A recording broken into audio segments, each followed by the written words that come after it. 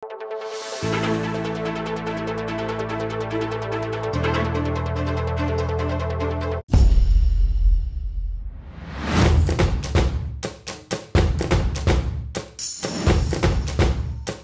petaw liden kaya nakan kempa magpapakit king karelang gelingan karas king multi-sports sa duathlon ampong triathlon. Niti kasing milabasan na Sabado, October 14, meron pati yung Phoenix Kids king New Clark City Kapas Tarlac nung nuka rin may gitadwandala na yanak ing Mikyabe. Inorganisa niya iti ning Go Clark Sports ampong Phoenix Foundation. May yakiting si kandang lub din kaya nakan king swimming, biking, ampong running.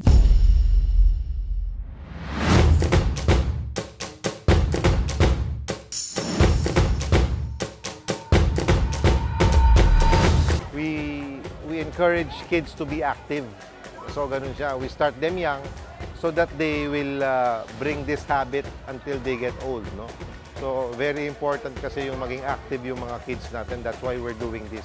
At sula ka no king edad 5, hanggalang 17 banwa di Mikyabe king competition. Halos manibatan lareti king miyaliwang parti ning Luzon. Apili da neman kano yung NCC, pauli ning masanting at world-class sa pasilidad. Sa New Clark City natin ginawa because of course yung facility maganda and world-class po yung facility.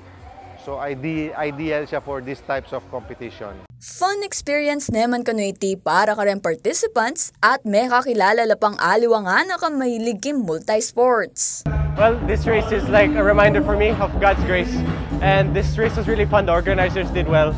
I had so much fun racing, seeing so many people race with me. It was very inspiring. Samantala, malyari naman kanong bisita kayong website ang pang social media pages ning Go Clark Sports bang akit rin aliwada pang aktibidad ang makasadyarang gawon. Please follow our website, goclarkph.com, for all the details. You will see there the schedule of events and the upcoming events also. Yan, nandun.